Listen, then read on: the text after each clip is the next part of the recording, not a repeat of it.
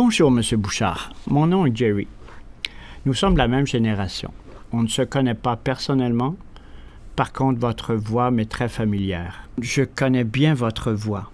Chaque fois que je l'entends à la radio, je sais que c'est vous. À votre voix, aujourd'hui, j'ai envie de rendre hommage. Elle est d'abord musicale, un peu théâtrale, et souvent, elle est magistrale. Votre voix est faite pour dire des choses très importantes, pour révéler la beauté du monde, pour raconter l'histoire des remarquables oubliés. C'est fou combien cette voix est chaleureuse, elle est humaine, radiophonique. Dans votre voix, vous devenez l'autre tout en restant vous-même. Merci d'être et de rester ce que vous êtes. L'unique, le magnifique, le beau, le remarquable Bouchard.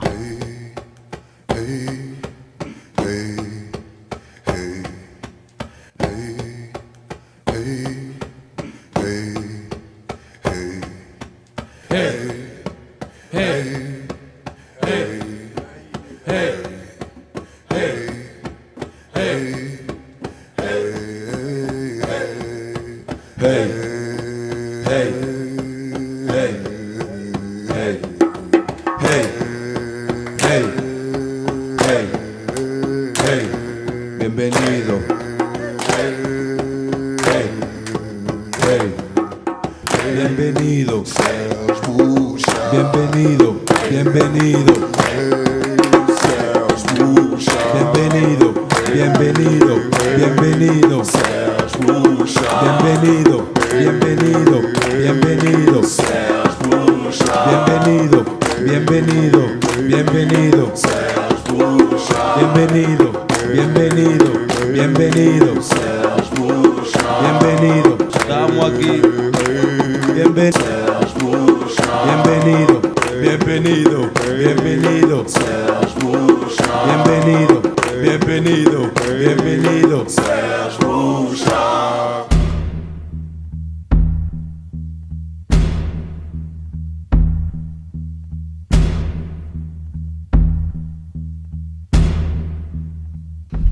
Bienvenue au Souverain Anonyme, Monsieur Serge Bouchard. Un plaisir d'être ici.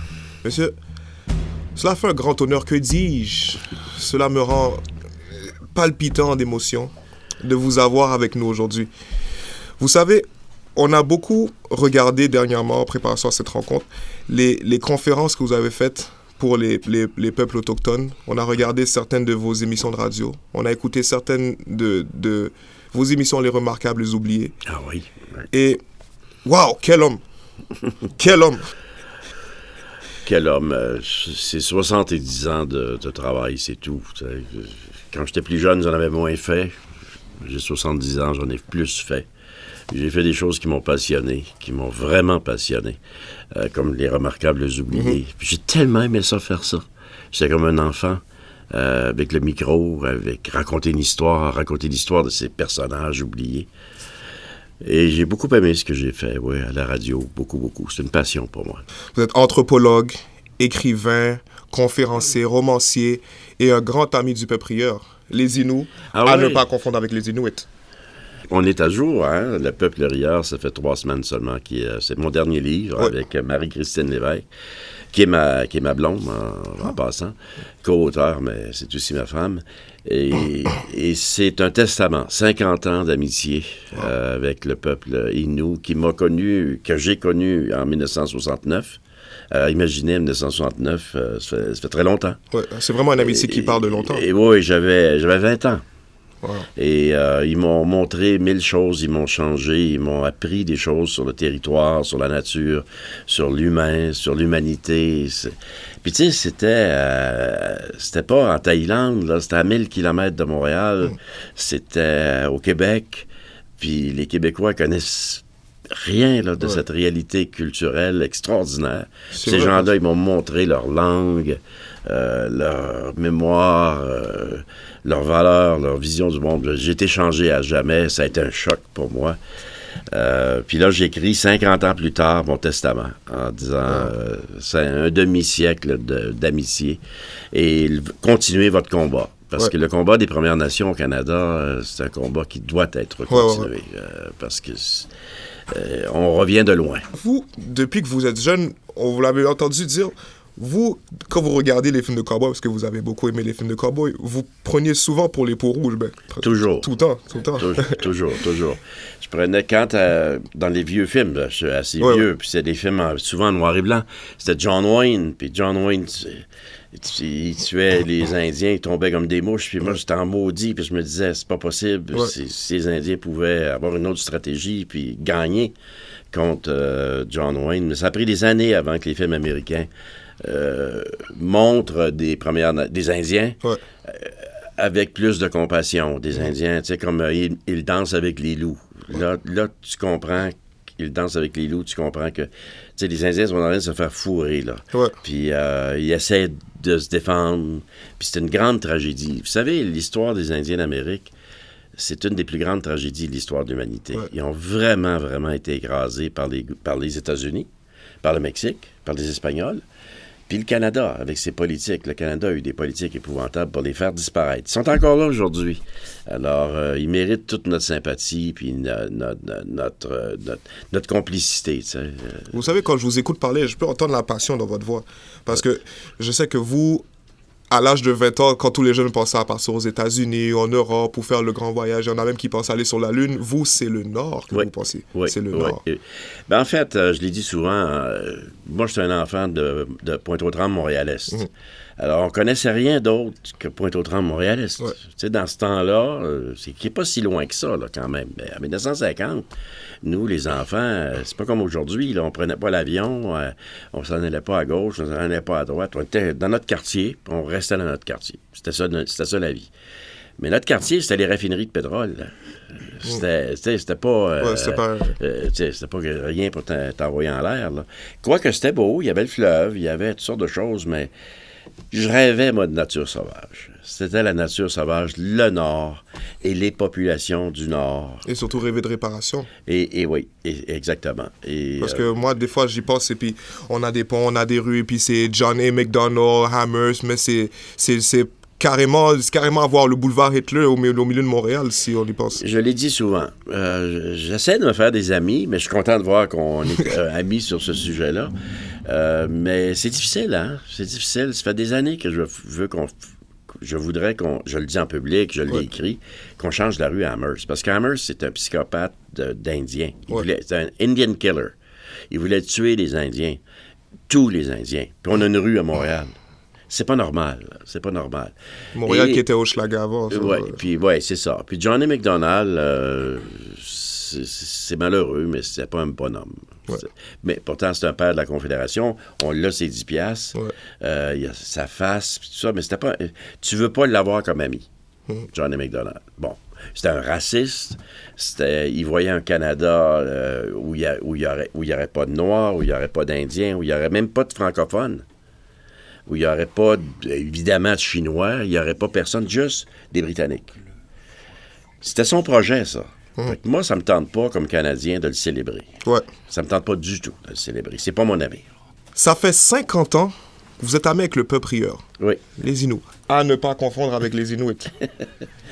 Vous savez, avec... Vous avez raison de le souligner, parce que beaucoup de journalistes, même bien éduqués, beaucoup de journalistes à Radio-Canada, où je travaille, à TVA, télévision, même des gens très éduqués, ils confondent. Ils pensent, quand tu dis, moi j'ai passé beaucoup de temps de ma vie chez les Inuits, ils voient tout de suite des Esquimaux.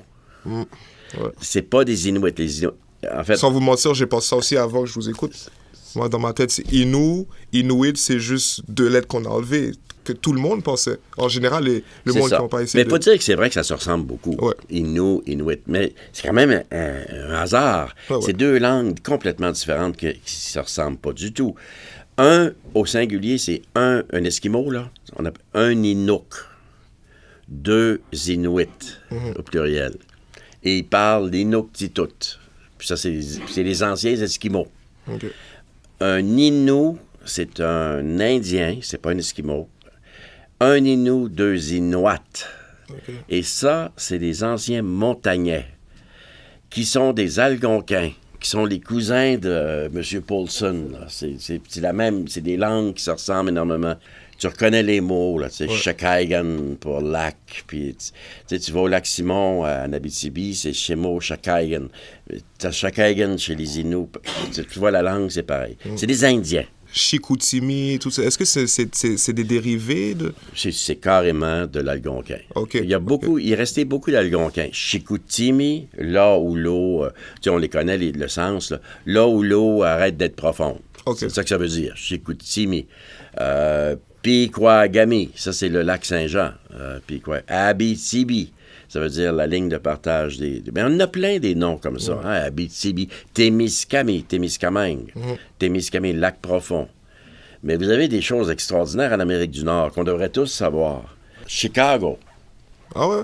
Chicago, ça vient d'où, Chicago? C'est pas français, c'est pas... C'est Chicago.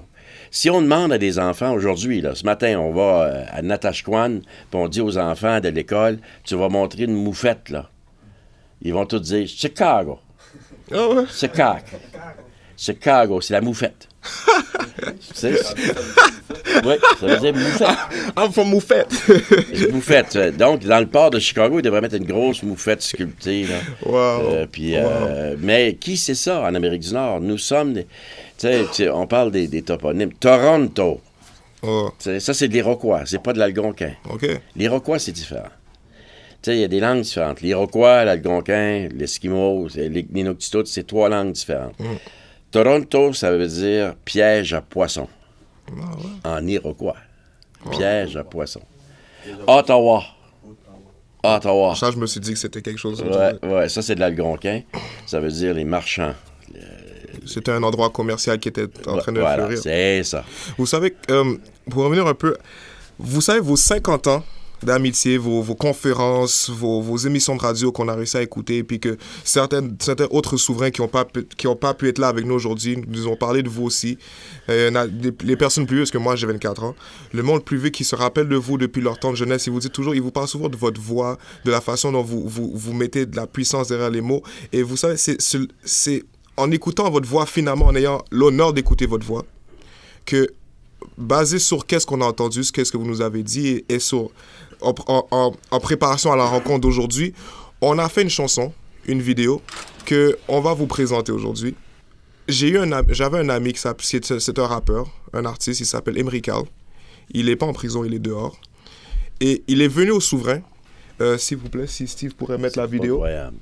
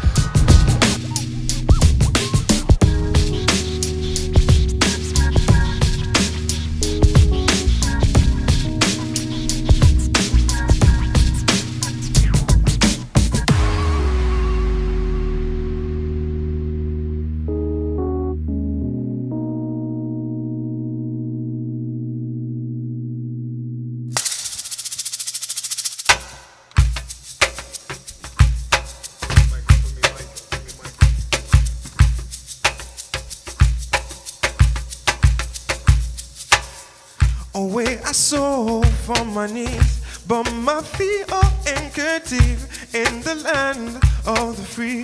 Taken from my ancestry, this is my motherland. Give me my motherland. This is my motherland.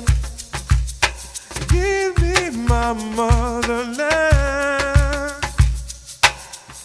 How the wolf saw the eagle, great the wisdom of the bear. Strong the woods, swift the river, and they all calls up to me. Down my knees I pray,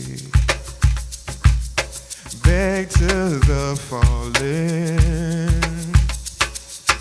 culture and guidance to save my children. Il a vu le jour dans un monde où son histoire n'existe pas. Il regarde dans les tiroirs, dans les placards, même sous les matelas. À l'école, même chose, son prof ne peut lui répondre. À l'église, Jésus est blanc, le péché est de couleur sombre. Ses émissions préférées lui montrent un peuple avec un sens de l'humour. Il part à la bibliothèque et se gave de célèbres discours. Des paroles lourdes provenant de gens qui sont morts jeunes, heurtant des oreilles sourdes et pleines de haine. Oh, where I saw from my knees, but my feet are anchored deep in the land of the free. Taken from my ancestry, this is my motherland. Give me my motherland. This is my motherland. Give me my motherland. Ma vie vaut-elle parce que milliers de nègres qui sont morts de la guerre en vivant l'enfer. Mes pulsions me mènent à connaître la gêne de me sentir comme merde de pas en m'intègre. J'ai besoin d'aide, Haïti bleed, orphelin sans bled. You wouldn't believe, voilà que je suis déconnecté de l'Afrique. Nègre de service, le Canada donné. As of right now, I got no home, I got no feelings, I got friends, really your family love me, not to me, I don't get it. Greatness was waiting, not till I waited to the wall, then it came wrong, hit me so wrong. This is my motherland. Give me my motherland. This is my motherland. Give me my motherland. This is my motherland. Give me my motherland.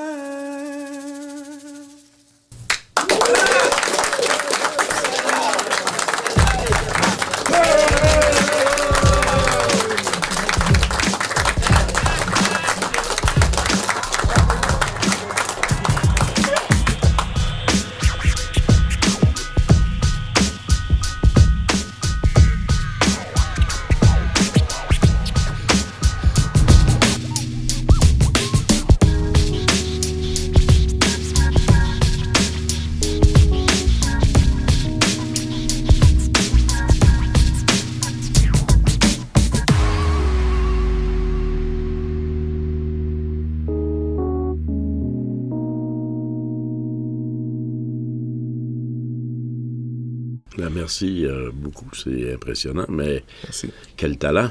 Merci, merci. Mais je viens de découvrir que vous n'avez que 24 ans. Ouais. C'est flambant neuf quand même. Ah, pourquoi je me sens vieux? Je comprends pas. Non, pas du tout, pas du tout. Il y a tout un monde devant vous. Merci, merci. Avant de partir, j'avais une question pour vous. Après 50 ans d'amitié, parce que moi, je trouve qu'il y a une différence entre connaître une culture et expérimenter la culture, vivre la culture. Parce que moi, quelqu'un qui a lu à propos des Inuits, qui a lu 50 ans d'histoire, c'est pas la même chose que quelqu'un qui est allé vivre avec eux, qui est allé manger leur nourriture, qui a dormi avec eux, qui a absorbé tout ce monde, qui a vu à quel point leur histoire, leur historique et tout ce que les colonisateurs ont fait jusqu'à ce jour, toutes les répercussions que ça a amené. Comment on appelle ça, le butterfly effect, si je peux mettre un peu d'anglicisme. Et avec tout ça, je me suis demandé, je vous ai regardé, j'ai dit, waouh, mais comment un petit blanc de Montréalais qui est né à Saint-Enfant-de-Jésus, comment ça se fait que vous vous intéressez autant au sujet des Premières Nations? J'imagine que j'étais très chanceux quand j'étais jeune. J'ai été élevé par des parents qui n'étaient pas catholiques. C'est très rare en Canadien français, en 1950, qui n'étaient pas catholiques. Donc, on parle de Saint-Enfant-Jésus, je me suis marié à Saint-Marcel, il y a des saints partout dans ma vie. Mais nous, les saints n'étaient pas dans la maison. Ouais. Donc, on n'avait pas de religion trop forte dans la maison, même que ma mère était anti-cléricale. Okay. Ce qui est assez exceptionnel. Mais elle, sa seule religion, c'était l'éducation. Parce que nous autres, on n'avait pas possibilité d'éducation.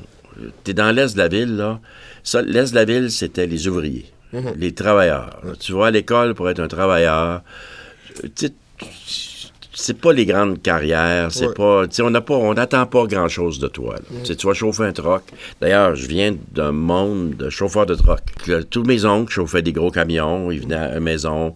On avait des gros camions tout le temps, puis ça a l'air que c'était ça qu'on faisait dans la vie. Okay. C'était pas plus... Ils vous ont imposé. C'était catégorisé. Ouais. Aller à l'université, puis un francophone à l'université McGill, avoir un doctorat à l'université McGill en anthropologie. Gars, c'était pas écrit dans le ciel. Ouais. C'était vraiment pas écrit dans le ciel.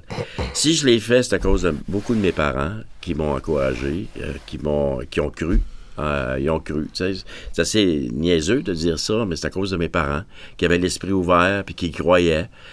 Et qui croyaient... J'étais un petit garçon qui rêvait beaucoup. Donc, je l'ai eu, ce rêve-là, de sortir de Montréal, d'aller voir d'autres mondes, un autre monde, des gens différents, avec des faces différentes.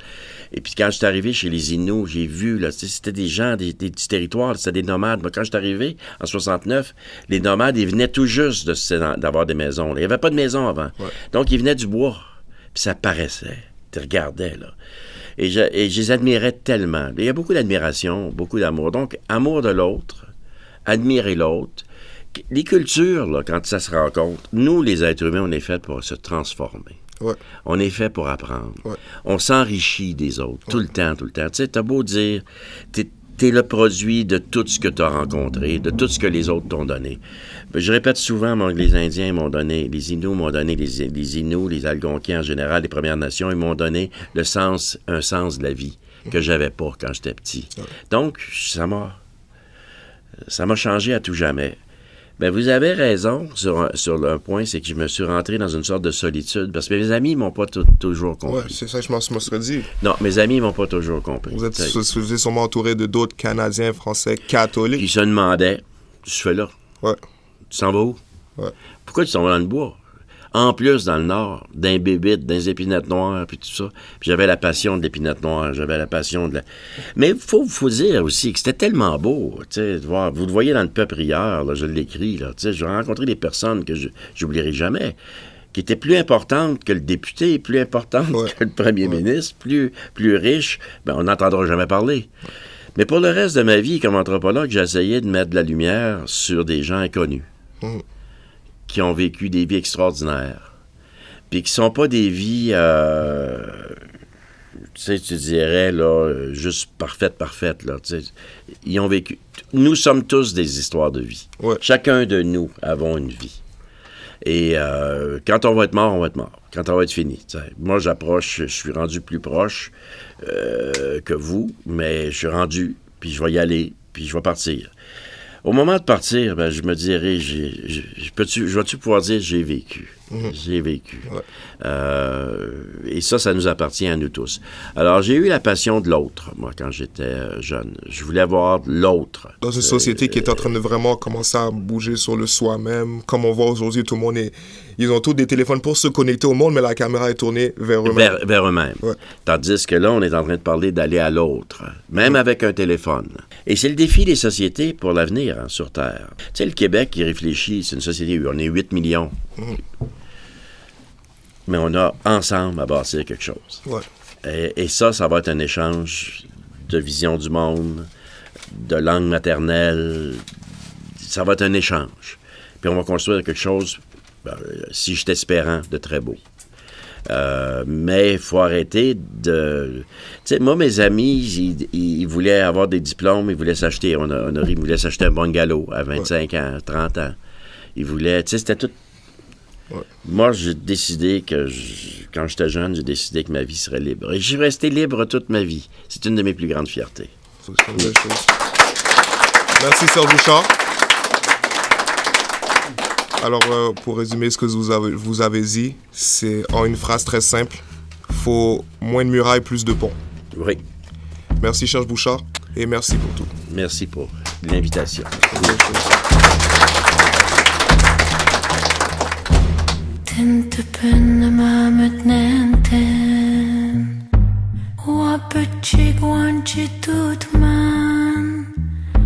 No chichi shochian nin hinyuyan chigwan maki chitutman chigwan umachimin ka. Bonjour, M. Bouchard. Bonjour, Brian. Enchanté de vous connaître.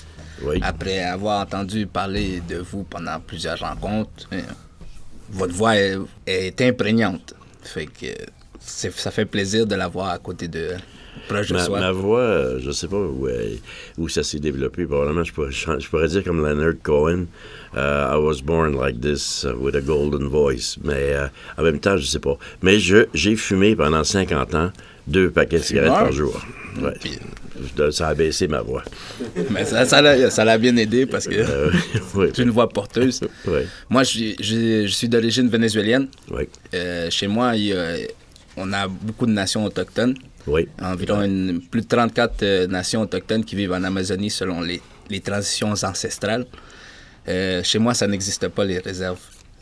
Quand je suis arrivé ici au Canada, on m'a parlé de Kanawake, ces endroits-là. Je dis, comment que les peuples indiens peuvent habiter juste dans des petits endroits comme ça? Vu que chez moi, ils ont pleine liberté dans l'Amazonie.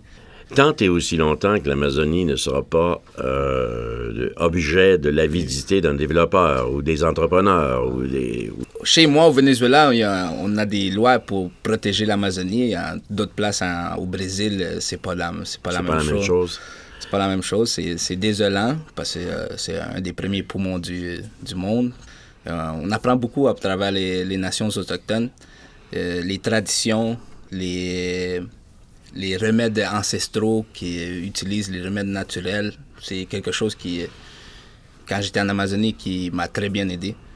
J'ai passé 6 mois en Amazonie. Ah oui? Ouais, j'ai passé quelques temps à côtoyer des nations autochtones. Les Yanomami, les Yanomami, qui sont très connus. Hein. Très, très connus. Ouais. Aujourd'hui, ils sont très mentionnés dans nos livres d'histoire à Ouais. cause de leur contribution pour l'indépendance du pays. Mm-hmm. Moi, j'ai une question que j'aimerais ça vous poser. Croyez-vous que le Canada a beaucoup de choses à apprendre de pays latino-américains comme le Bolivie, le Venezuela, qui ont porté des moitiés des autochtones, semi-autochtones au pouvoir? Oui, c'est vrai. Comme Chavez, qui était Tout à moitié fait. autochtone, Evo Morales en Bolivie, qui est aussi d'origine autochtone. Croyez-vous qu'au Canada, c'est possible? Ben, en tout cas, on pourrait en apprendre beaucoup, puis on pourrait suivre des modèles, mais il y a la question du nombre, hein. Et puis il y a la question aussi de la violence coloniale. En Amérique du Nord, je dirais à partir du Mexique, les États-Unis et le Canada, la violence coloniale a été terrible. C'est-à-dire que peut-être qu'en Amérique du Sud, il restait des bastions importants de culture et de pouvoir et de capacité de la part des populations autochtones qui ont pu... Parce que même si dans l'ancien temps, chez vous, les Jésuites ont aussi essayé de mettre en réductionnes, c'est-à-dire les mettre en réserve. D'ailleurs, au Nord, on a pris le mauvais modèle. On a pris le modèle des Jésuites pour faire des réserves. Pour faire des réserves. Mais au Canada, la population des Premières Nations est trop faible. Elle est 2% de la population canadienne. Les dommages du colonialisme devront être réparés avant de revenir à un espoir où il y aurait... Ben déjà, vous avez des grands personnages amérindiens qui pourraient faire de la politique, ou qui pourraient prendre du leadership, puis ça serait un grand espoir. Mais on n'est pas sorti du bois, là. On n'est vraiment pas sorti. Le système des réserves a assassiné les nations. Et vous savez que le système de réserve indienne, c'est la loi sur les Indiens. La loi sur les Indiens, c'est la naissance du Canada. Elle est apparue avec le Canada. Avec John MacDonald. C'est John MacDonald qui a dit notre projet de Canada, les Indiens ne font pas partie. Il n'inclut pas les Indiens. Voilà.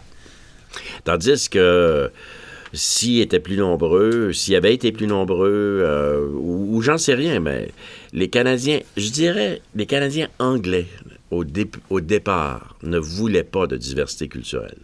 Surtout pas extérieure ni intérieure. Alors, les Canadiens français, l'histoire des Canadiens français, je l'ai raconté dans Remarquable Bouillie, beaucoup plus compliqué. Parce qu'on a eu un phénomène en Amérique du Nord franco-amérindien de métissage terrible. Et ça s'est beaucoup métissé. Il y avait beaucoup d'Indiens avec des Français. Ah, beaucoup. Ça devait pas être, il devait pas être fort respecté dans la société. C'était le fond de la société. On les méprisait. Ben là, dans une société raciste, le métis n'est pas bien vu. On l'haït. Ouais. Parce que c'est un traître. Alors, les Métis ont eu beaucoup de difficultés au Canada. Et l'histoire des Métis, ça vaut la peine d'être racontée en Amérique du Nord. À vous entendre parler, vous n'êtes pas seulement un partisan des Premières Nations. Vous êtes plus, ce que j'entendrais, un humanisme. Nous savons tous que l'humain est une créature bizarre. C'est dans la nature, là. C'est spécial de voir un humain, là. Mettons qu'on n'en a jamais vu, là. On est des araignées, on est des n'importe quoi. On voit un humain pour la première fois. C'est sur 2 pattes. Ça a une grosse tête. C'est pas rapide quand ça court. Tu sais, tu compares à un lion, là, ou un guépard. Vous parlez comme ça, puis j'ai lu un livre là-dessus qui s'appelle Nos amis les terriens. Ouais. Bernard Werber. Mm-hmm. Ils ont fait un livre, puis ils parlent exactement, c'est comme les extraterrestres qui parleraient des êtres humains. Comme ils trouveraient, s'il fallait les décrire, les dessiner, puis ils diraient, bon, physiquement, là, ils sont pas extraordinaires.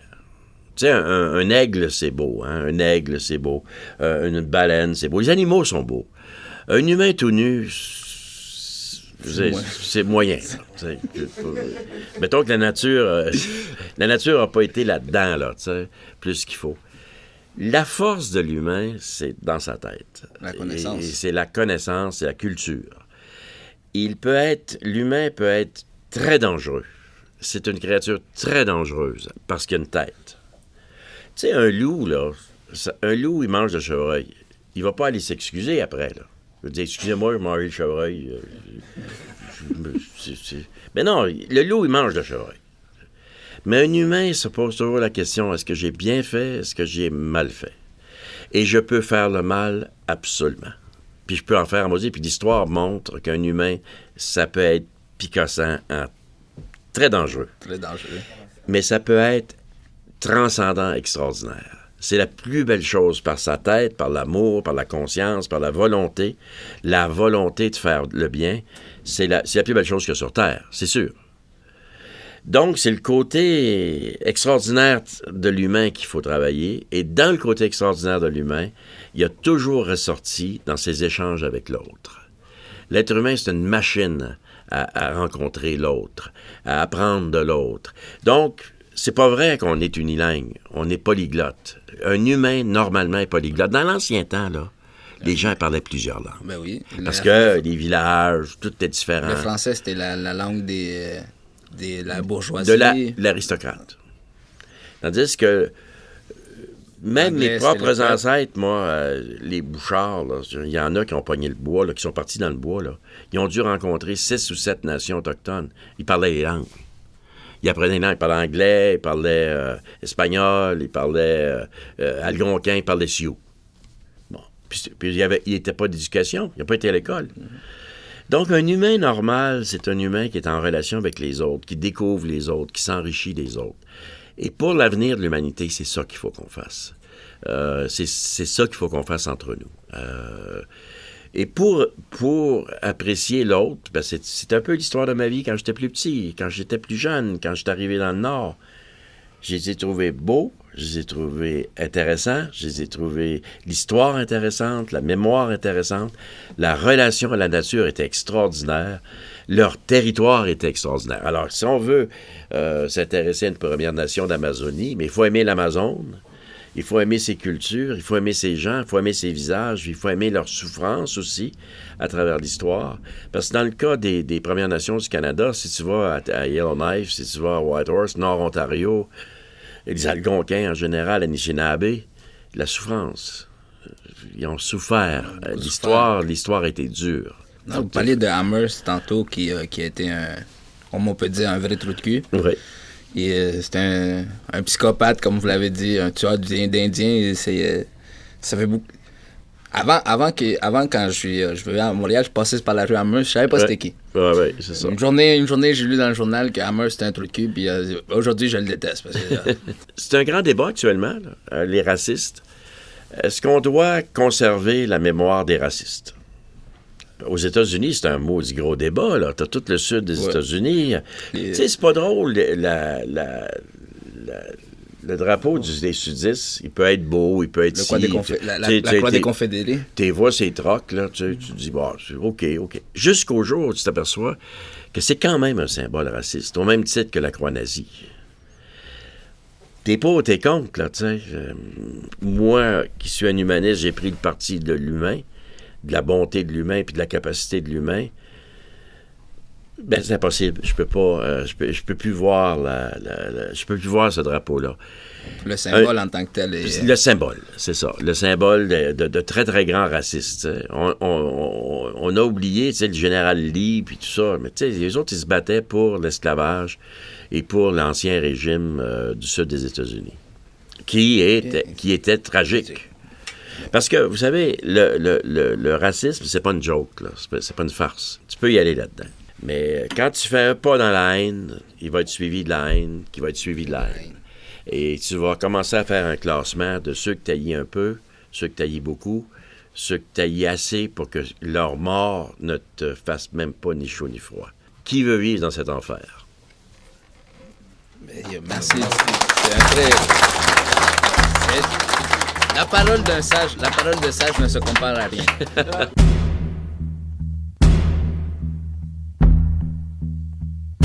Se notat che ti uccen tante macete ti glow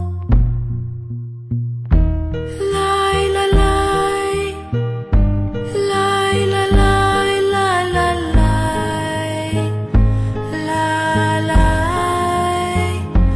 la la lai.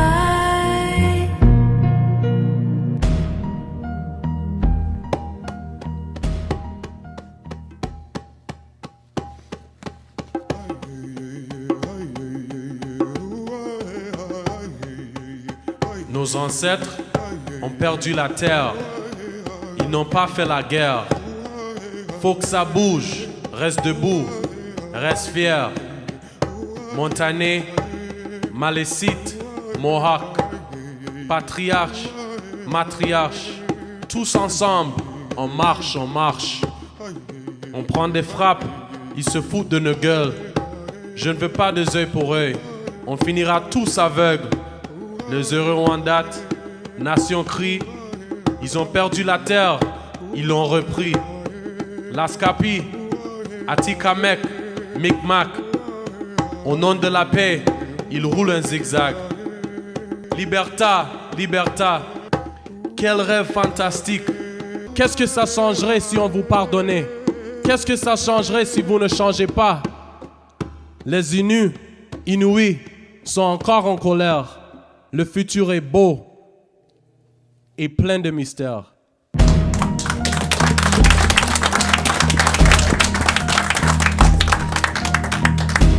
Tintepen mamet nenten Kawap shit et totot Nomad ne pigwanok Te neste kwan Chete machichi emok Inusit tinchepok. Bonjour Monsieur Boussard, ça va? Bonjour, Kevin. Oui, exact. Avec mes amis, les soirs, nous avons regardé plusieurs interventions sur les peuples autochtones.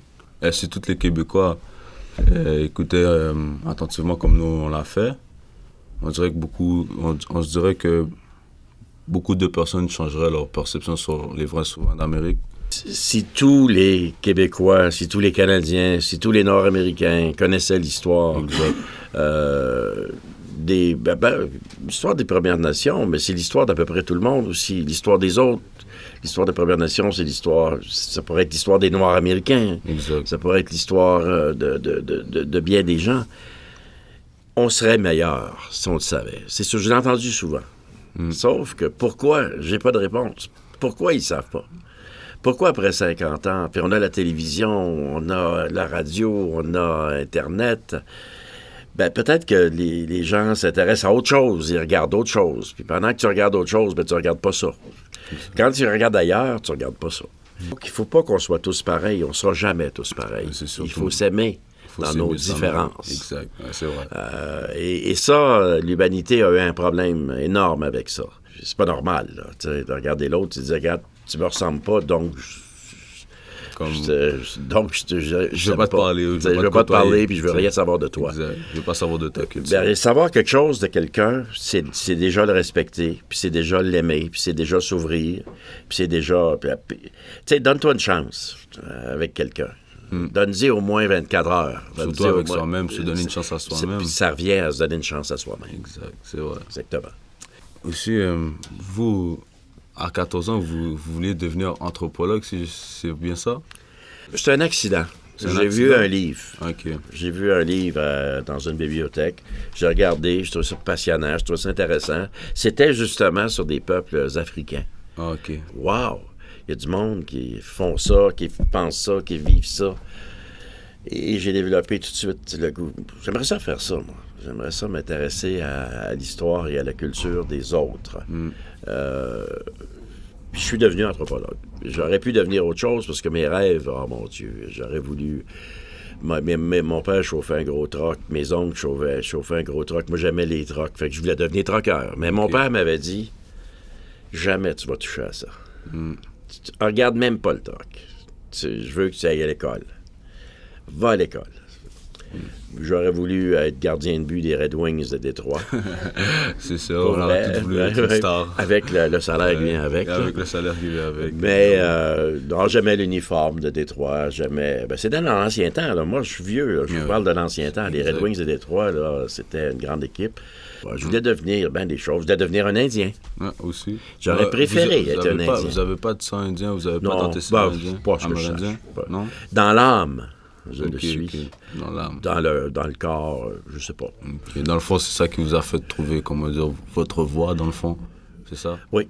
Eh bien, ok, je comprends, c'est bien. Puis, moi, c'est drôle parce que moi, j'ai 21 ans, puis vous savez, j'ai pas trouvé ma voix encore. C'est comme... J'ai pas trouvé ma voix dans la vie, mais moi, je sais que j'ai une voix, puis je sais que je peux chanter puis faire quelque chose avec ma voix. Il reste juste à pratiquer, vous comprenez? Puis j'espère un jour la trouver, puis que ça va tout aller bien.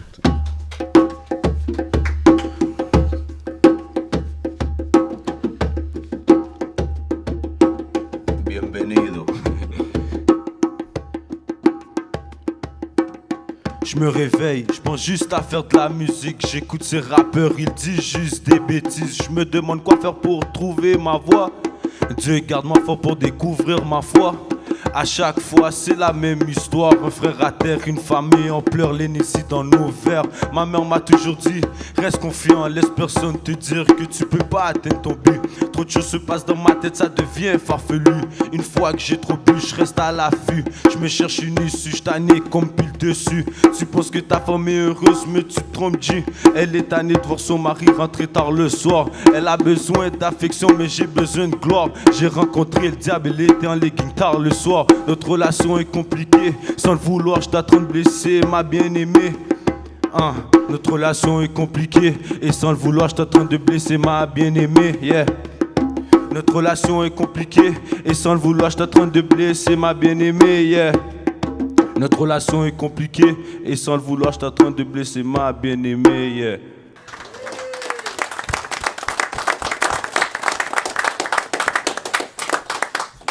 Tu n'as que 21 ans, puis t'as du bon temps devant toi. Ouais, merci beaucoup. Ouais. Ça finit comme ça, j'imagine. Ouais. Merci beaucoup. Non, ça finit comme ça. Bon. Ok, merci à vous aussi de votre temps.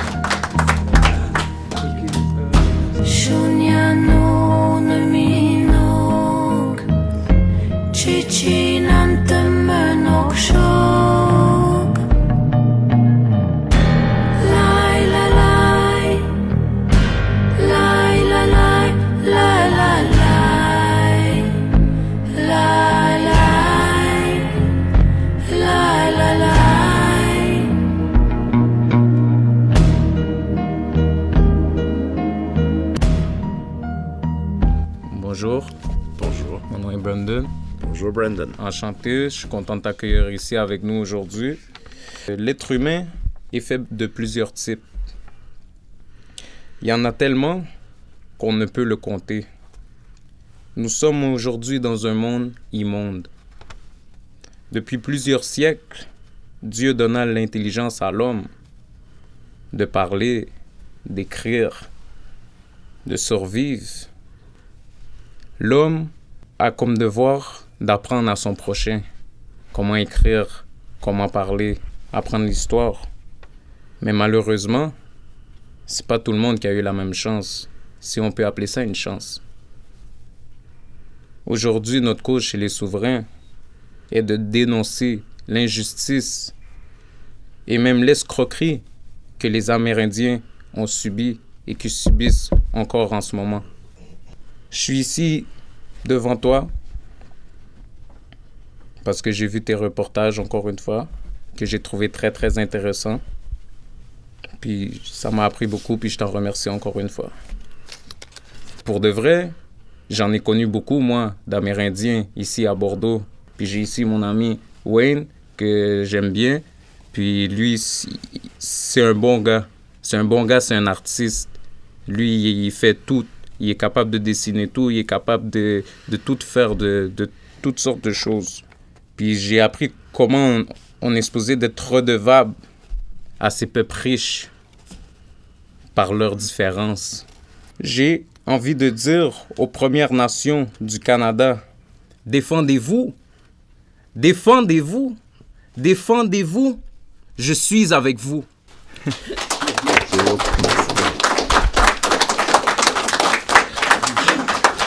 Je sais pas, je peux réagir à ce que je viens d'entendre, qui est très, très beau. Puis en même temps, beaucoup de Canadiens pensent que les Indiens pourraient s'en sortir mieux s'ils secouaient tu vas voir des communautés, tu vois des réserves, il y a de l'alcool, il y a du suicide, il y a de la violence, il y a toutes sortes de choses. Mais en même temps, les gens ne réalisent pas à quel point l'accident qui est arrivé, le drame qui est arrivé est profond.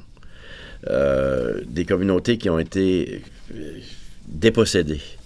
Mais dépossédées non seulement de leur terre, mais dépossédées de leur mémoire, de leur histoire, puis de leur identité, puis de leur culture. Hey, ça fait beaucoup. Quand tu dis que tu vas prendre des enfants, dans beaucoup de cas au Canada, on prenait les enfants, puis on les amenait dans des institutions, puis on leur montrait qu'il n'était pas bon d'être un Indien. C'était des petits Indiens. Ouais. Ça veut dire ça. Regarde tes parents, ils sont pas le fun. C'est des Indiens. Il faut que tu sois comme un blanc. Il faut que tu sois un vrai Canadien blanc. Il faut que tu arrêtes d'être un Indien. On ne fait pas ça dans la vie. Et quand tu le fais, tu blesses l'autre, tu détruis les autres, tu détruis les communautés. Et les communautés qu'on voit, qui sont en difficulté, les individus qu'on voit qui sont des individus blessés, profondément blessés. Mais actuellement, comme tu dis, ils se défendent, ils se battent, puis ils ont des amis, puis probablement que l'avenir est meilleur que le passé immédiat.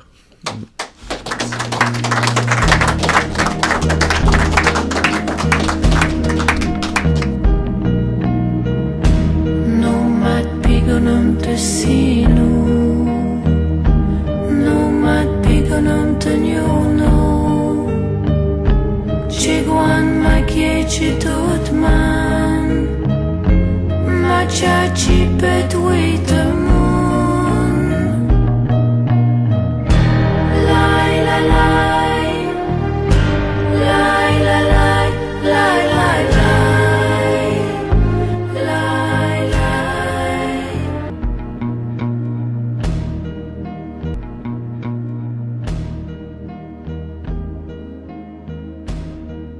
Bonjour, M. Bouchard. Bonjour.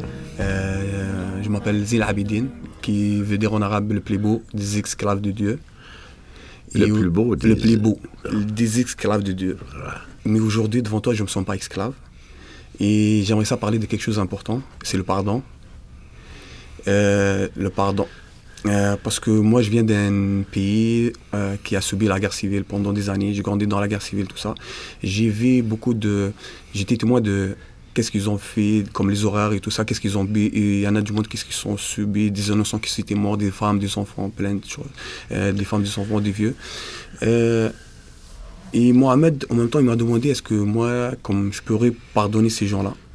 J'ai répondu à Mohamed, non, aujourd'hui, comment je me sens aujourd'hui, je n'arrive pas à pardonner tout ça. Je ne pardonne pas ces gens-là, je laisse à Dieu. Il m'a demandé, peut-être un jour tu vas pardonner ou non. J'ai dit peut-être oui. Peut-être un jour, peut-être c'est Dieu me donne la force de pardonner. Peut-être un jour je pardonne. Peut-être un jour je pourrai pardonner. Mais quelque chose qui est certain, je ne vais pas oublier qu'est-ce qu'ils ont fait. Parce que si on oublie, on ne peut pas avancer. Ça veut dire qu'on ne sait pas qu'est-ce qui s'est passé dans le passé. Ça veut dire qu'ils ne vont pas apprendre par les erreurs, ils vont continuer au moins comme ça reste dans l'histoire, le monde, ils savent qu'est-ce qui s'est passé dans le passé, tout ça peut-être, ça va être différemment, ils vont être différemment de nouvelles générations et tout ça. Et le pardon, c'est une bonne chose. Le pardon, Dieu, il y a les noms, le Dieu des 99 noms de Dieu, il y a le nom de Rafor en arabe, ça veut dire le pardonneur. Et le pardon, c'est une bonne chose. Même Dieu, il dit pardonne. Dans toute la religion, Dieu, tout le temps, il dit pardon, tout ça, c'est bon le pardon. Et le pardon, c'est un chemin vers la paix. Et j'aimerais ça demander à toi une question. Toi, comme tu es un connaisseur de peuple autochtone ici, tout ça. Tu penses un autochtone, comme monsieur, j'ai demandé, mais le monsieur là-bas, il m'a dit oui, il a pardonné déjà. Et est-ce que tu penses les autochtones, comme ils vont pardonner un jour aux Canadiens, qu'est-ce qu'ils sont subis à la justice, à les Canadiens, qu'est-ce qu'ils sont subis comme injustice? C'est une très, très bonne question. Vous savez, il y a un grand philosophe que moi j'aime beaucoup, puis que j'ai beaucoup lu dans ma vie, dans mes moments difficiles, qui s'appelle Vladimir Jankélévitch. J'en parle souvent à la radio. C'est un russe. C'est un juif. C'est un juif russe, mais c'est un juif russe, okay. Mais qui vivait à Paris et qui a fait toute sa vie à Paris, okay. Et qui a connu l'époque des nazis. Okay. Et il a perdu ses parents, okay. puis sa parenté. Ouais. Et dans ses écrits, il se pose à lui-même la question que Mohamed t'a posée, que tu pourrais poser à un Algonquin, tu pourrais poser à un Ojibwe. Est-ce que tu vas toujours pardonner? Est-ce qu'on va pardonner tout? Est-ce qu'un Juif peut pardonner aux nazis? C'est difficile, surtout quand c'est personnel, quand ça a touché personnellement, que c'est pas théorique, que c'est pas abstrait. Ouais. Est-ce qu'un Sioux va pardonner à la cavalerie américaine des Indian killers qui essayaient d'exterminer les Sioux? Tu sais, quand on dit exterminer, c'est un peu comme en Algérie, où on éradique un village et tuer tous les gens. Ouais. Est-ce que c'est pardonnable? Et Jankélévitch dit, il faut toujours pardonner, tout le temps. Il faut toujours, mais l'impardonnable existe. Ouais. Et ça, c'est un peu, là, il y a une possibilité, et tu le fais, je m'en remets à Dieu. Mais si tu n'as pas le secours de Allah ou de Dieu, ou tu n'as pas le recours de Dieu, moi, je ne l'ai pas. Le recours de Dieu, parce que toi aussi, tu as le recours de Dieu. Tout le monde a le recours de Dieu, parce que c'est Dieu qui a créé tout ça. Ben, dans l'histoire du pardon, si tu te gardes backup, tu vas dire, ben finalement, moi, je ne peux pas le résoudre comme être humain. Comme humain, personnel. Toi, moi, on ne peut pas. Mais Dieu est le pardonneur, hein, le grand pardonneur. Ouais. Alors, je lui remets la chose. Mais nous, les humains, je prétends que nous n'avons pas fini avec le pardon. Nous n'en avons pas fini avec le pardon. Encore. Ça nous échappe. Ce que tu disais est vrai, c'est le péché de la mémoire. Si on oublie ce qui s'est passé, on ne saura pas. D'où on vient, on ne sait pas par où aller. C'est ça, on ne sait pas par où aller. C'est très dangereux. Ouais, parce que tu pourrais refaire une 22e guerre d'Algérie, une 23e guerre mondiale, et des propositions d'extermination. De te lever le matin et te dire, tous les frisés, on les tue. Ouais. Là, je ne voulais pas te parler à toi. Non. Moi, je serais sauvé. mais c'est pour dire, c'est ça, c'est dangereux. C'est très dangereux. Parce que le chemin à faire, il est à l'inverse. Il faut avoir de la mémoire pour ne plus jamais refaire ce que tu as vu, ce dont tu as été témoin. Ne plus jamais. C'est ça qui est l'idée du pardon. Au moins se pardonner à nous, humains, à l'humanité. À dire, nous sommes capables d'en venir à bout. Parce que si on pardonne, c'est parce qu'on a bien mal fait. S'il y a du pardon, c'est parce qu'il y a eu du mal. Ouais. Voilà. Tante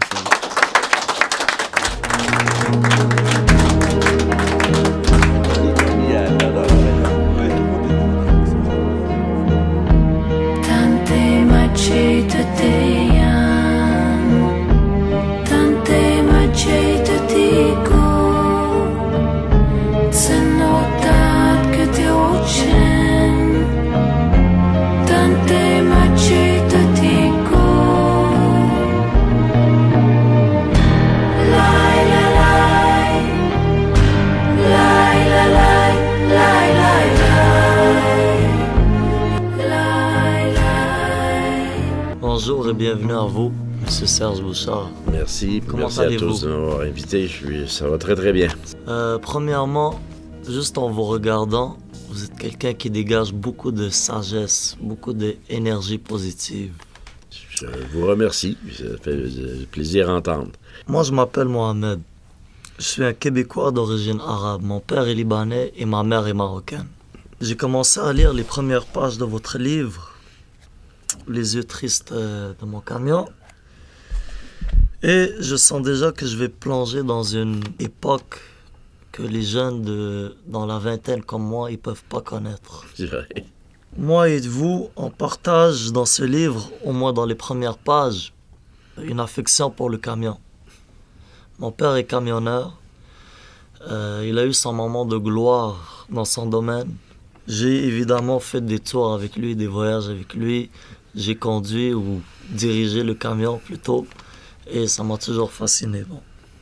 Ça fait partie de mes futurs projets de m'acheter un camion pour prendre la route. La route vers la réponse à une question qui me hante depuis longtemps. Et aujourd'hui, j'ai l'occasion que je saisis de vous poser cette seule et unique question. Je constate qu'il y a un lien entre la sagesse et prendre la route. La sagesse est la vraie richesse. Et même mon livre, le Coran, il reconnaît et approuve ça. C'est la sagesse qu'il nous faut dans la vie. Mon père, c'est quelqu'un de très, très, très sage et intelligent. Et ses paroles, elles sont très profondes. Et surtout dans son camion, c'est là où il a le temps de penser parce qu'il prend la route et tout. Alors bon. Moi, je suis ici en prison parce que je voulais m'enrichir matériellement, ce qui ne dure pas, ce qui finit toujours par partir, évidemment. Que ça soit gagné légalement ou pas. Ça, le matériel, ça ne dure pas. Mais la vraie richesse que je cherche à présent, c'est la sagesse. Voici ma question. Est-ce que voyager et parcourir les territoires nous enrichit de sagesse? Très ému par cette question parce que la réponse est très, à mon sens, est très puissante. Oui, mais il faut avoir les yeux ouverts. Oui, bien sûr. Il faut avoir les yeux ouverts. Oui. Évidemment, on peut voyager. Aujourd'hui, les gens voyagent beaucoup, font le tour du monde 100 fois. Tu peux aller en Thaïlande, tu peux aller... En fait, tu vas pas en Thaïlande, tu vas en Boeing, tu vas en Airbus, tu te promènes en avion. Mais si tu as les yeux ouverts, tu vas voir tout. Mais tu vas voir aussi le pilote de l'avion. Tu vas voir les nuages. Tu vas voir les étoiles. Tu vas voir la Thaïlande. Tu vas voir les Thaïlandais. Puis il ne faut pas trop que tu les vois parce que tu vas rester là pendant 50 ans. Parce qu'il y a tellement de choses à voir. Ce livre pourrait t'accompagner pour longtemps, si dans ta vie. Parce que Les yeux tristes de mon camion, c'est un grand voyage. C'est le voyage de ma vie. C'est le voyage de ma vie à partir de jeune. On partage ça. Monter dans un gros camion avec son père et un père qui est super intelligent, super profond, super sage, mais qui n'a pas été à l'école. Moi, mon père n'a pas été à l'école. Mon père, il signait son nom. C'est pas croyable, mais il signait son nom. Il n'avait pas été à l'école. Pourquoi? Puis il n'avait pas été à l'école? Parce que c'était son monde, puis il n'avait pas été à l'école. Mais pour un homme qui n'avait pas été à l'école, il était plus intelligent que bien des docteurs, que l'ensemble des docteurs que j'ai rencontrés dans ma vie, dans l'académie. Lui, il était sur la route. Et puis, il y avait des choses à dire sur les enfants, il y avait des choses à dire sur le vieillissement, il y avait des choses à dire sur la vie, sur la mort, sur la nature, sur la justice, sur le bonheur. Puis il était toujours, puis comme tu le dis, il était un grand méditateur. Hein, il pensait, c'était un grand penseur. Ouais. Il y avait des heures et des heures. Son territoire, c'était la route, mais la route est finie. Tu étais en Amérique du Nord, prendre la route, seulement le Canada puis les États-Unis, comme on dit, être chauffeur US, là. Il y a beaucoup de mes auditeurs à Radio-Canada, c'est des camionneurs. beaucoup, puis qui lisent les livres aussi. Parce qu'ils reconnaissent tous les territoires. Ce livre-là s'en va de chapitre en chapitre. Il s'en va aux États-Unis, il s'en va dans l'Ouest canadien, il s'en va dans les Premières Nations, il s'en va chez les Métis, il s'en va dans toutes sortes d'histoires. Et tous les jours, tu te nourris et tu t'enrichis et t'apprends. Je peux vous dire que même aujourd'hui, moi, je voyage moins maintenant parce que je marche plus. Puis, vous savez, ce camion qui est sur le livre, il m'appartenait pour vrai. Je l'ai vraiment, ça a été vraiment mon camion. C'est un vieux camion de 1958. Oui, vous en parlez au début du livre. Oui, j'ai dû m'en départir parce qu'aujourd'hui, c'est fini. Le vieux routier, un jour ou l'autre, va accrocher ses clés. Un jour ou l'autre. Le vieux routier ne peut plus rouler. Ben, je suis un peu dans cette situation, mais ma tête continue. Tu peux pas arrêter, hein? Ta tête continue. Aujourd'hui, je suis ici. Ce soir, je vais être enrichi de toute ma journée ici. Puis c'est un autre univers complètement que je vais avoir traversé. Mais quand on est en camion, on est dans une bulle, puis on traverse l'hiver, on traverse le printemps, on traverse la nuit, on traverse le désert, on traverse la forêt boréale, on traverse... Puis on rencontre des gens, puis on rencontre des gens, puis on rencontre des gens. Et Jean-Jacques Rousseau disait « On ne pense bien qu'en marchant ». Montaigne disait « On ne pense bien qu'à cheval ». On pourrait dire « On ne pense bien qu'en chameau ». Moi, je dis « On ne pense bien qu'en camion ». Qu'en roulant. C'est l'équivalent, ça fait l'équivalent. Pour finir, j'aimerais que vous nous donniez un conseil quelconque qui vous vient à l'esprit, car les jeunes comme nous avons besoin d'apprendre des gens comme vous et Mohamed Lotfi, des gens riches de connaissances et d'expériences. Car comme on dit, si la jeunesse savait et si la vieillesse pouvait. C'est vrai. Trouvez votre voie. Trouvez votre voie. Trouvez votre route. Et n'en démordez pas. Après ça, c'est la liberté. C'est la vraie liberté. C'est la liberté de penser, la liberté de son rêve, la liberté de sa voix. Et chacun a la sienne. Merci beaucoup, monsieur. Merci. Ça fait très plaisir. Tante macete te amo, tante macete te se notat que te ocean, tante macete te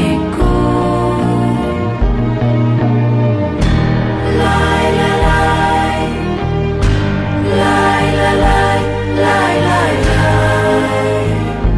lai lai. Avant de quitter, je voudrais vous présenter, vous laisser à mon ami Ronald, qui n'est plus là en ce moment, il est libre, mais il tenait à vous dire quelques mots sur votre camion. Bonjour, Monsieur Bouchard. Ça va bien? Au moment même où est-ce que je vous parle, je suis dehors. Je suis en train de conduire un camion. Mon camion. Un camion dont les yeux ne sont pas tristes. Un camion qui en a encore beaucoup de chemin à faire. Un camion qui me mènera droit au sud, là où est-ce que je vais pouvoir refaire ma peau, retrouver ma vraie couleur. Un camion qui a encore beaucoup de paysages à admirer. Des hommes, surtout des femmes, à embarquer. Des parkings de motels pour se reposer. Monsieur Bouchard, vous avez gagné le prix du gouverneur général pour votre livre « Les yeux tristes de mon camion ». Je l'ai en ce moment entre les mains. Comment ne pas apprécier un livre? Comment je dirais même, ne pas aimer un livre? Où est-ce qu'on peut lire ces phrases? Tu donneras vie au barreau de ta prison. Tu t'évaderas par la fenêtre ouverte de ton imaginaire. Rien ne peut t'empêcher de te recueillir devant une pierre humide, devant une clôture de broche. Rien ne t'interdit de résister jusqu'au dernier coup d'œil. Ces mots me vont droit au cœur. Je les entends. C'est à moi que vous parlez. Si je résume ces mots, Monsieur Bouchard, tu es en train de nous dire que quand tu as été souverain un jour, tu as le choix de le rester pour toujours. Est-ce que je me trompe, Monsieur Bouchard? Avant de me répondre, Monsieur Bouchard, J'aimerais juste dire à tout le monde que si vous voulez acheter un camion, achetez le bon.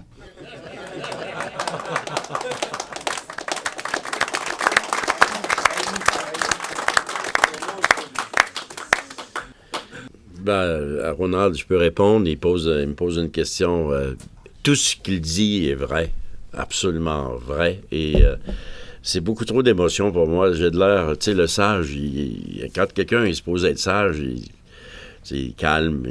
Mais si vous saviez ce qui bouillonne dans de moi, d'entendre des témoignages comme ça, que j'aurais écrit juste pour Ronald, que ce serait suffisant pour moi. C'est extraordinaire, c'est trop d'émotions.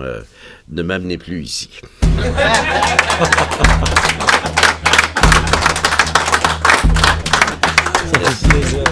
Bravo, Sylvain.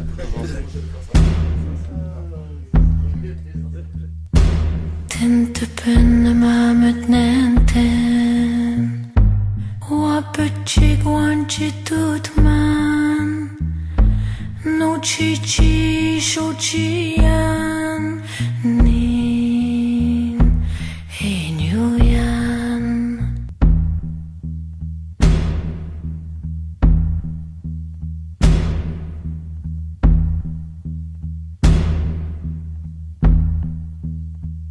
Bonjour, M. Bouchard. Bonjour. C'est un honneur de pouvoir vous rencontrer. Je vous écoute à la radio régulièrement. Je suis un passionné de la culture. Mon nom, c'est Sylvain.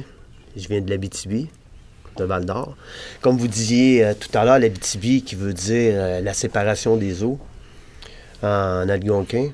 Parce qu'en Abitibi, beaucoup de monde ne sait pas ça, mais tous les cours d'eau coulent soit vers le fleuve ou soit vers la baie James.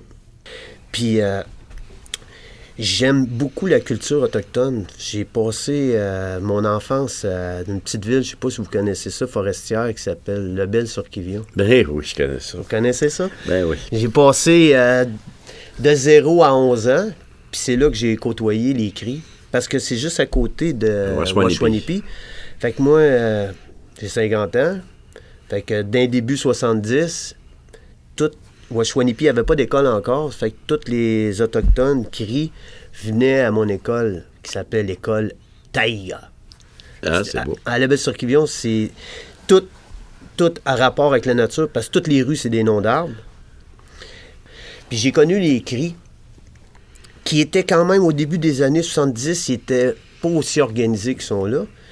Puis je trouvais qu'ils étaient comme un petit peu, tu sais, dans ma classe, là, quand c'était à chasse à l'outarde, ils disparaissaient tous. Ils étaient comme un petit peu révoltés, puis j'ai eu de la misère à assimiler toute cette révolte-là que je pouvais vivre quand j'étais jeune. Puis je me posais beaucoup de questions là-dessus. Puis j'ai eu un excellent professeur qui a pu tout m'expliquer, que je suis sûr que vous connaissez, ce qui s'appelle Roméo Saganache. Ah oui. Je connais Roméo Saganache depuis j'ai à peu près 15 ans. On est amis. Je communique avec régulièrement. Puis il m'avait expliqué, lui il vient de Washwanipi, justement. Oui, c'est un enfant de Washwanipi. Oui, puis il m'expliquait que quand il était jeune, je peux pas dire qui avait été, mais le gouvernement allait dans les familles autochtones, puis il prenait les enfants autochtones, puis il les envoyait dans des pensionnats autochtones qui avaient à grandeur, je sais pas si c'était... Je sais qu'il y en avait en Ontario, il y en avait au Québec, il y en avait même en Abitibi, je pense que c'était à Amos. Saint-Marc-de-Figuerie. Exact, Saint-Marc-de-Figuerie, que tu vois, la bâtisse est toute rendue désuète, même est à terre à cette heure. Fait que lui, il m'avait dit que lui, il l'avait envoyé à La Tuque. Oui. Sa sœur l'avait envoyé à Timmins. Oui. Puis c'était tout. Puis il savait pas vraiment quand qu'il allait se revoir. Tu sais, c'était... Puis t'es jeune, c'est comme t'es séparé de ta sœur, ton frère. Puis même, il y a un de ses frères qui est décédé. Okay. Sans qu'il puisse. Oui, qui sait pas où ce qui est, il sait pas où ce qui est enterré. C'est comme un mystère. Puis sa mère, à Roméo, que j'ai déjà rencontré, dit qu'elle aimerait, avant de mourir, savoir où ce qui est enterré. Fait que lui, il m'expliquait que dans les pensionnats, le but de l'exercice, c'était de transformer un cri ou un autochtone en être humain blanc. Puis il m'expliquait aussi que il faisait à croire aux Autochtones que ce savon-là, il était comme magique. Puis, en lavant le petit Autochtone avec, qu'il allait devenir blanc. Il allait débronzer. Ouais. Puis, il me disait aussi que la plupart, ça marchait pas, mais ceux que ça marchait, qui pensaient, vu qu'ils ont été lavés avec ce super produit-là, devenaient blancs. Il disait que ces Autochtones, savez-vous comment ils les appelaient? Ils les appelaient les Indiens pommes. Oh, oui. Parce qu'ils étaient rouges à l'extérieur, puis blancs à l'intérieur. Mm-hmm. C'est pour ça que j'avais hâte de vous rencontrer, parce que j'adore parler de ça. Puis un petit hasard, juste pour ça. M. Paulson, tout à l'heure, il est arrivé, je me suis assis aux côtés de lui, puis là, j'ai dit, comme ça, tu viens d'Abitibi, toute le kit, tu connais-tu du monde là? Il me dit, moi, je connais un gars, il dit, il s'appelle Greenwood. Moi, mon nom de famille, c'est Boisvert. Il dit, Sylvain Boisvert. Je dis, Chris, c'est moi. Faisait 24 parce que je travaillais pour Hydro-Québec, puis je travaillais à Rapid 7. Puis Rapid 7, c'est à mi-chemin avec One-Away. Fait qu'on voyait beaucoup d'Autochtones sur le barrage. Puis après ça, je l'ai connu. Puis là, ça fait comme 20 quelques années qu'on s'est pas vu, moi. Puis lui, tu parles, le souverain anonyme fait bien des choses. Ouais. Fait que c'est le fun. Je voulais dire ça en passant. Là, je suis bien content de le rencontrer. Roméo, je l'ai... Oui, c'est vrai. Roméo Saganache est un très bon ami. Je l'ai rencontré il y a 2 semaines à Ottawa. Ah oui? Quand j'ai reçu, vous l'avez vu, là, Ronald l'a dit, j'ai reçu le prix du gouverneur général pour le livre là, sur le camion. Oui. Et là, il faut que tu ailles à Ottawa pour recevoir le prix, puis tout ça. Puis j'étais à la Chambre des communes, ils nous ont présenté, puis ils ont dit, regardez. Puis Roméo était là, c'est un député. Il est député. Oui, député alors, fédéral. Il était en bas, là, dans la Chambre. NPD. On s'est salué, puis on se connaît depuis longtemps, puis on s'aime bien. Puis effectivement, Roméo a beaucoup raconté ce qu'on appelle l'histoire des pensionnats des années 50. Et c'était, ce que tu viens de dire est totalement vrai. C'est la honte de la nation. C'est la honte du Canada. On n'est pas en 1850, là. On est en 1950-1960. Le fonctionnaire se présente dans le village avec le policier de la GRC, c'est le même. avec le missionnaire. Fait que tu as le fonctionnaire qui représente le gouvernement, le missionnaire la religion, puis le policier la justice. Hey, c'est de l'autorité qui rentre en uniforme là, dans le village, puis qui réunissent tous les enfants. On est au mois d'août. Ils réunissent tous les enfants entre 6 et 12 ans. Et ils partent en bateau, ils partent en avion, ils partent en train. Parce que c'est des communautés isolées. Ils les amènent dans des pensionnats pour l'année et pour plusieurs années. Exact. Et vous savez qu'ils ont perdu des enfants dont on ne sait pas du tout ce qui est arrivé de ces enfants. Mais à l'échelle nationale du Canada, on sait que beaucoup d'enfants sont morts de mauvais traitements.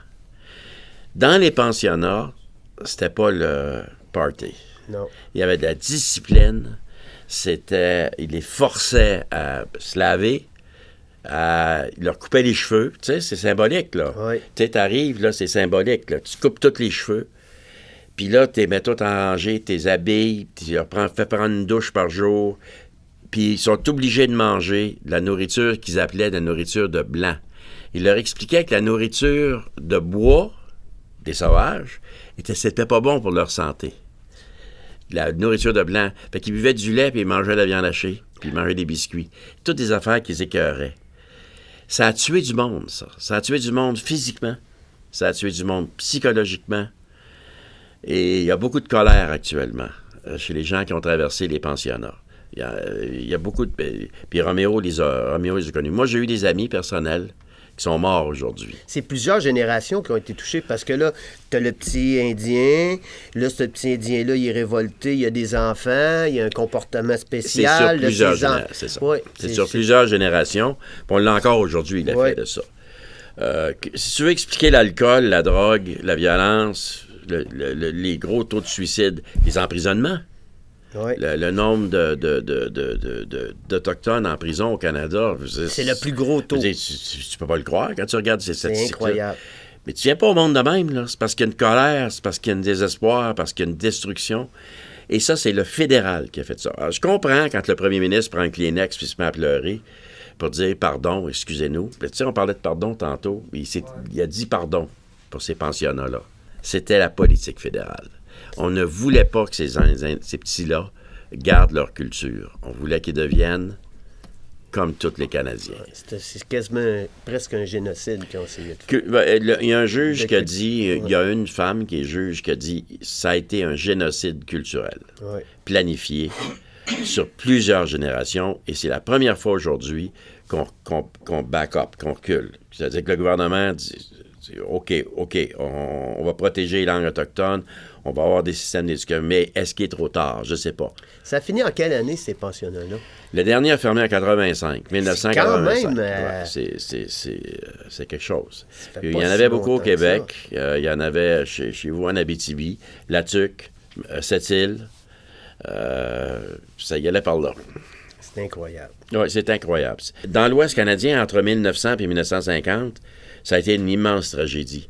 Vous savez qu'il y avait des enfants qui essayaient de se sauver. Ils étaient à 200 000 ou, mettons, 300 km de leur chez eux, dans le bois.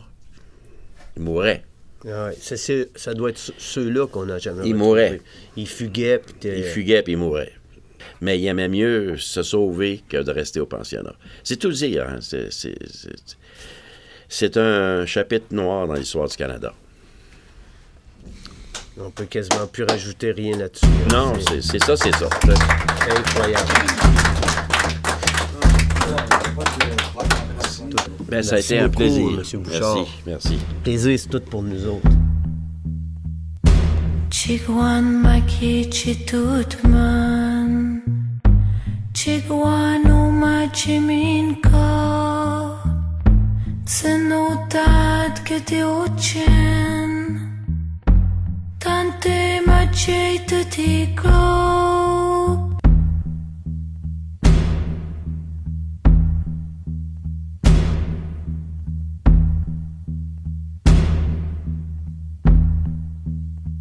Oui, bonjour. Bonjour. Monsieur Boucher. Bonjour. Bouchard. Moi, c'est Wayne Paulson. Je suis algonquin de Abitibi. Abitibi-Témiscamingue. À quelle communauté? Une communauté qui s'appelle Winoué. Winoué, oui. Ouais.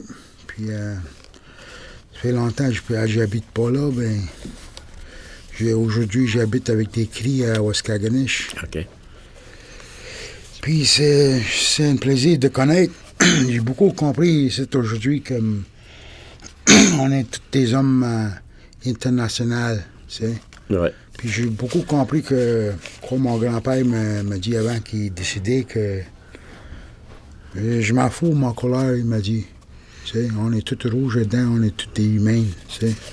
On marche sur la même terre, soit n'importe quelle couleur, on va être toujours des frères et des sœurs, parce qu'on marche la même terre. C'est comme ça, là, un jour, tu vas comprendre. Puis, je comprends plus aujourd'hui comment pardonner. Parce que j'ai encore des démarches pour me pardonner moi-même.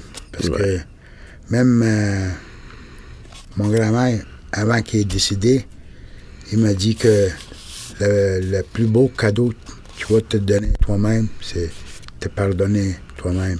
Un jour. J'ai jamais venu ici, par exemple. Puis j'ai jamais rencontré du bon monde avec des bonnes paroles contre les Autochtones. Cet homme, il m'a dit qu'il est battu avec moi dans tes années passées. Est-ce que tu me pardonnes-tu? Comme ça, je me rappelle même pas. Parce que j'étais trop gelé avec les pilules dans la prison avant, tu sais. Je me rappelle pas. Puis j'ai dit, ben oui, je pardonne, tu sais. Parce que quand je commence à pardonner par le cœur, là, c'est là la paix commence intérieure. Il y a une belle leçon des Indiens, des Algonquins, à donner à tout le monde. Quand, chez les Inuits, le mot Innu, il veut dire, c'est le nom de leur peuple, mais le mot veut dire être humain. Nous, les humains. C'est toujours comme ça, Anishinaabe, nous, les humains. Et si on s'appelait tous comme ça, au lieu de dire autre chose, nous, les humains, et se reconnaître entre humains, c'est une première leçon c'est une première belle leçon des Premières Nations. Puis, une autre affaire que je veux partager, que dans le temps, quand j'étais un jeune gars de 5 ans, là, mon grand-père, il avait un jambe, puis il restait dans le bois. Puis chaque été, il venait me chercher à l'école, fini l'école, puis j'amène loin dans le bois avec moi. Puis il me donnait des notes pour cacher dans son camp, tu sais. J'ai même engravé dessus, sur le mur. Puis après des années, j'ai été lire les paroles, puis j'ai compris. Il m'a montré comment faire des sculptures, puis il fait des dessins sur la sable avec un bâton de même. Hein? Il y avait un canon ici, puis il faisait des dessins, tu sais, des croquis. J'ai fait des croquis vite. J'ai gagné ma vie à Vieux-Port, à Montréal, ici. Puis aujourd'hui, je donne merci à toi, puis à lui, parce que je sens qu'il m'attend, il me voit, tu sais. Puis je veux présenter un de mes dessins que j'ai fait de toi, un portrait de toi. Puis c'est mon grand-père qui m'a montré comment dessin, puis j'ai jamais perdu mon touche. Comme toi, tu sais, c'est pour toi.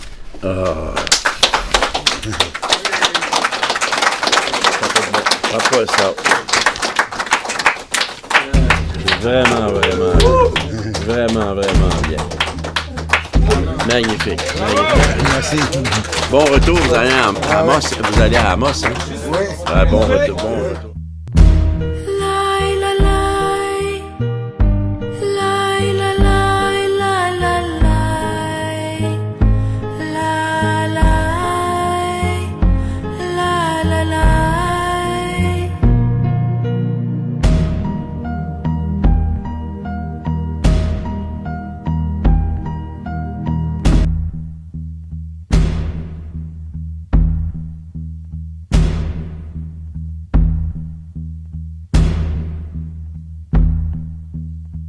Me voici de retour, M. Bouchard. Vous savez, monsieur, c'est grâce à vous que j'ai pu vraiment comprendre le concept de l'anthropologie. Surtout quand on avait entendu votre émission et que vous avez dit, et je cite, « le petit pénis de Donald Trump ». Ça avait piqué ma curiosité parce que c'est vrai ce que vous dites. Pas en parlant réellement de la taille des génitales de Donald Trump, mais juste pour dire que c'est... Même des hommes qui se considèrent grands, c'est leurs petites actions qui ont des répercussions plus grandes. C'est là que je me demandais pourquoi en utilisant par exemple Donald Trump comme exemple, pourquoi continuer à pousser des idéologies qui sont racistes?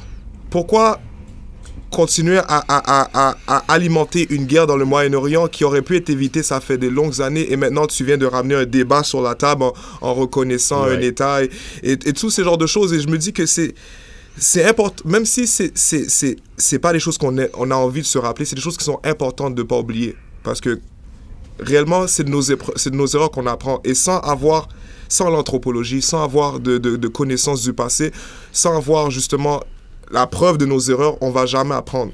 Et si on n'apprend pas, le futur, on n'a pas de futur. Quand j'y pense réellement, c'est du monde comme vous qui réellement sont capables d'inspirer des jeunes générations. Parce que tout le monde va... Maintenant, tu vas à l'école et puis ils disent « Ok, va travailler dans ça. » Mais personne ne te dit... Par exemple, si je prends l'exemple d'un camion, ils vont dire « Va faire ce camion parce que la société a besoin de camion. » Mais quelle est l'histoire du camion? Passionne. Donne-moi... Retourne-moi au passé pour savoir qu'est-ce qui nous a amené à ceci qui est un camion. La même affaire avec tout ce qui s'est passé dans l'histoire du monde et surtout avec la cause des Autochtones. On est là, on fête nos 150 ans du Canada, mais est-ce qu'on fête 150 ans de bonheur, de fêter 150 ans d'avoir écrasé un peuple, d'avoir soumis un peuple, 150 ans d'avoir conscience en tant qu'un pays que maintenant on est rendu une force qui peut écraser sur l'étendue de notre territoire. Pour peu dire, pour mettre ça un peu plus court, je vous remercie d'avoir réveillé l'anthropologue en moi.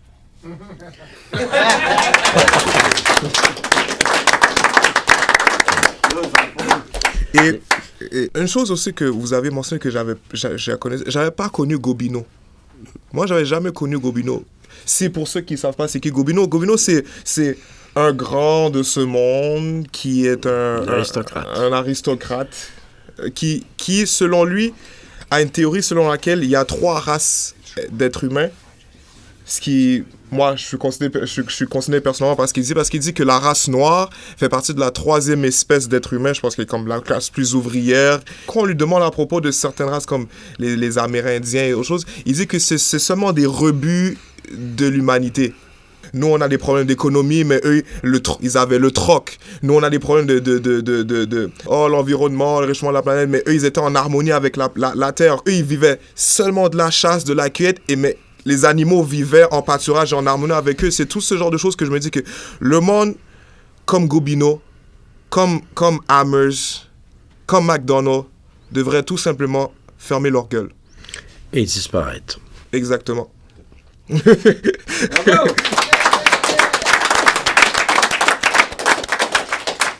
Nous avons la naissance d'un anthropologue. C'est quand même beau, Puis il n'y a pas rien à rajouter à ce que tu as dit. C'est une synthèse très éloquente, ce que tu viens de dire. Et effectivement, heureusement qu'on ne connaît pas trop Gobino. Mais il a écrit des gros livres qui s'appellent « De l'inégalité des races ». Et il a établi que des races étaient supérieures à d'autres. Et c'est l'héritage qu'on a aujourd'hui. Nous l'avons encore. Les Américains pensent encore ça. Les États-Unis d'Amérique sont pris avec ce problème-là à la gorge. Ils n'ont pas réglé le problème du racisme et de l'injustice. Et on n'a pas d'avenir si on ne met pas le doigt sur le bobo.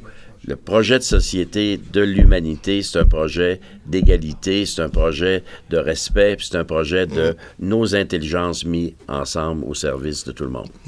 On est une grande famille. La race humaine. C'est ça. Je peux être noir, il peut être arabe, vous êtes blanc, mais on est tous des frères.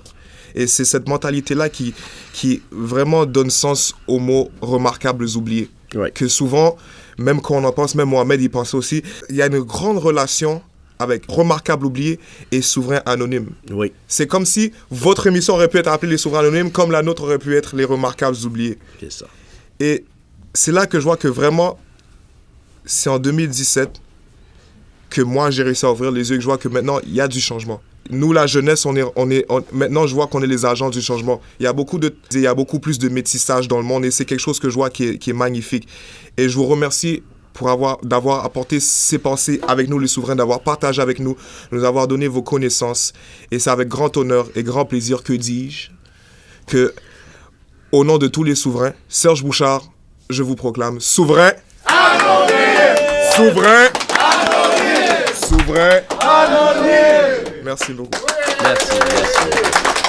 Très bien. C'est très beau.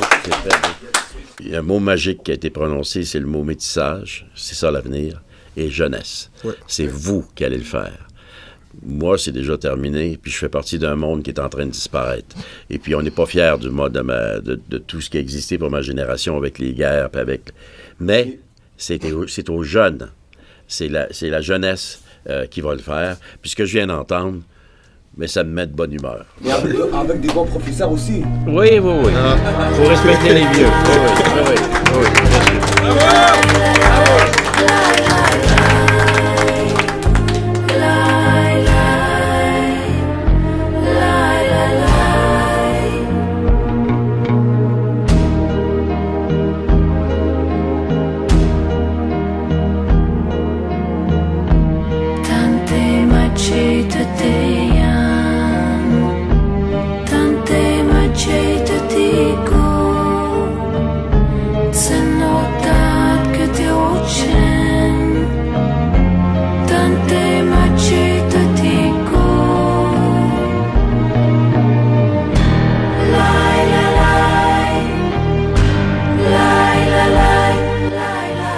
Au battement de son cœur, au rythme du tambour, pêcheur, chasseur, cueilleur, à la mer son amour, à sa propre nature, famille de cette terre, de l'animal pur, du grand esprit à son frère.